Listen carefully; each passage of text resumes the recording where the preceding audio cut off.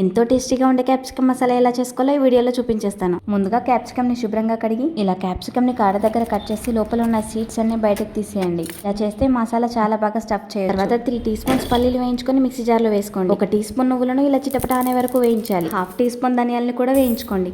వీటన్నింటినీ ఒకసారి గ్రైండ్ చేస్తే ఇలా బరకగా అవుతుంది. ఇప్పుడు వెట్ ఇంగ్రీడియంట్స్ అన్ని వేసుకుందాం. ఒక 5 వెల్లుల్లి, కొంచెం కొత్తిమీర, ఇలైతే 5-6 పుదీనా, మసాలాలో 3 లవంగాలు, కొద్దిగా మిరియాలు, కొంచెం దాల్చిన చెక్క, జీలకర్ర కూడా వేసుకోండి. రుచికి సరిపడా సాల్ట్ అండ్ కారం కూడా వేసి 2 రెమ్మల చింతపండు, చిన్న కొబ్బరి ముక్క వేసుకొని మిక్సీ పట్టేసుకోండి. మరీ గట్టిగా కాకుండా పల్చగా కాకుండా కొద్దిగా వాటర్ అండ్ ఆనియన్ వేసుకొని ఒకసారి మిక్సీ పట్టేసుకోండి. క్యాప్సికమ్ లో స్టఫ్ చేయాలి కాబట్టి మరీ పల్చగా ఉండకూడదు. ఏవికి సరిపడా పక్కకు తీసి మిగతాదంతా స్టఫ్ చేసేయండి. పాన్ లో ఆయిల్ పోసి వేడయ్యాక ఆవాలు, జీలకర్ర, ఆనియన్, అలాగే 2 బిర్యానీ ఆకులు వేయాలి. ఒకసారి కలిపేసి ఆనియన్ కలర్ మారుతున్న టైంలో కరివేపాకు, అల్లం వెల్లుల్లి పేస్ట్ వేసి ఒకసారి కలుపుకొని కొద్దిసేపు మగ్గనివ్వండి. ఆనియన్స్ మెత్తగా అయిన తర్వాత స్టఫ్ చేసుకున్న క్యాప్సికమ్ ని ఇలా పెట్టి కదపకుండా 2 మినిట్స్ అలాగే తర్వాత మూత తీసి ఇంకో వైపుకు తిప్పి మళ్ళీ 2 మినిట్స్ మగ్గనివ్వాలి.